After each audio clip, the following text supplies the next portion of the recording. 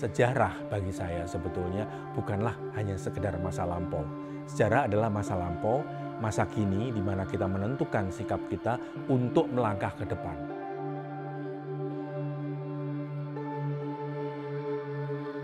Saya tertarik sekali dengan persoalan-persoalan sejarah, terutama sejarah yang berhubungan dengan orang-orang yang menjadi korban dari suatu perubahan sosial atau perubahan politik.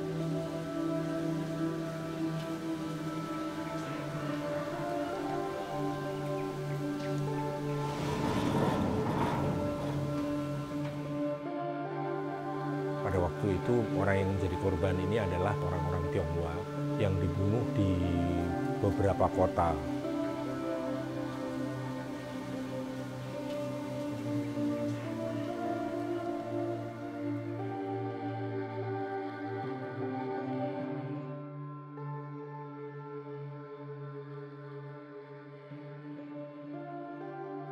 Halo semuanya, aku Bianca, aku dari Semarang. Aku penasaran aja sih sama gimana produksinya dari awal sampai ke proses editingnya. Awalnya tentunya melalui satu riset panjang.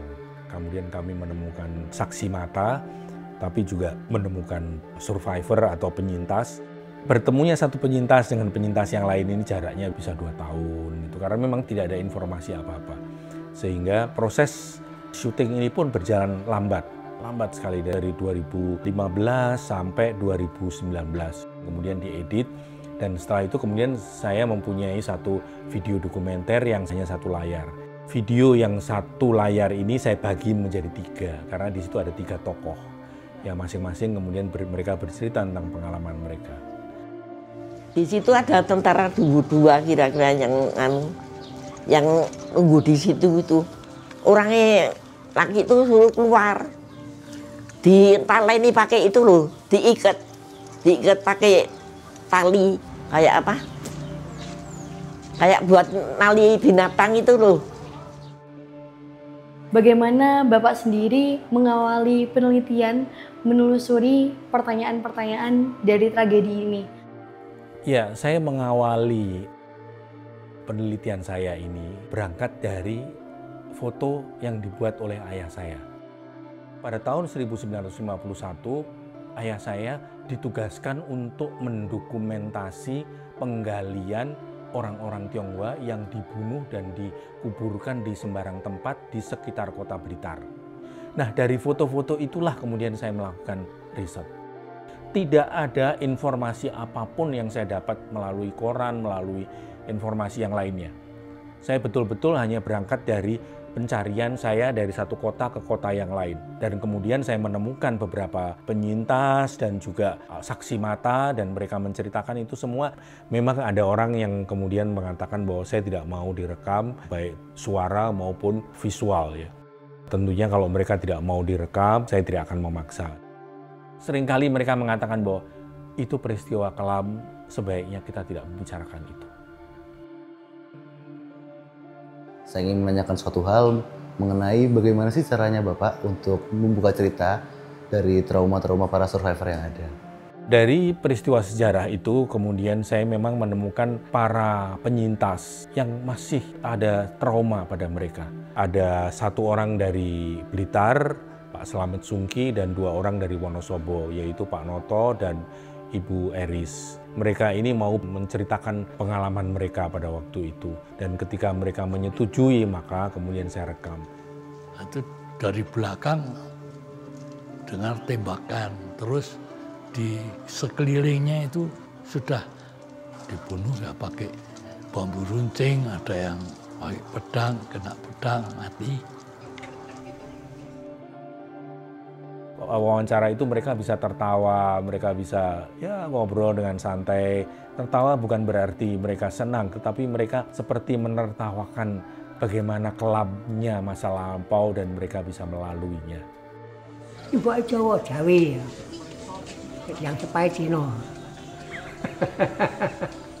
Begitu. Lah lek dihitung nene nggih kula ini bingung sak kula ngarani.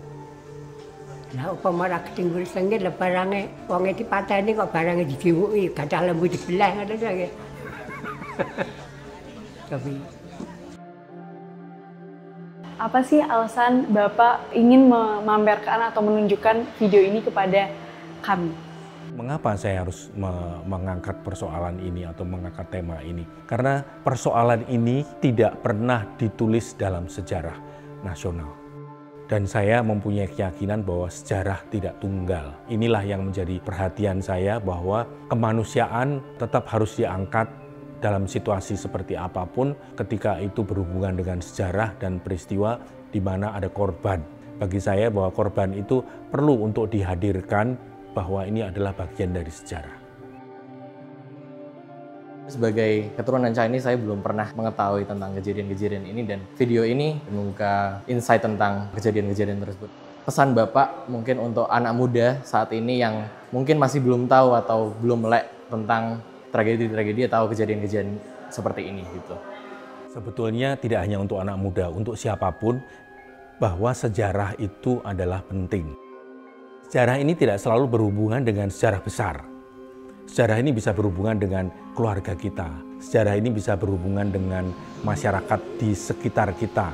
Maka dari itu saya anjurkan bagi orang-orang muda siapapun itu, penting untuk melihat sejarah-sejarah kita, bukan dalam konteks sejarah besar, tetapi sejarah-sejarah kecil kita.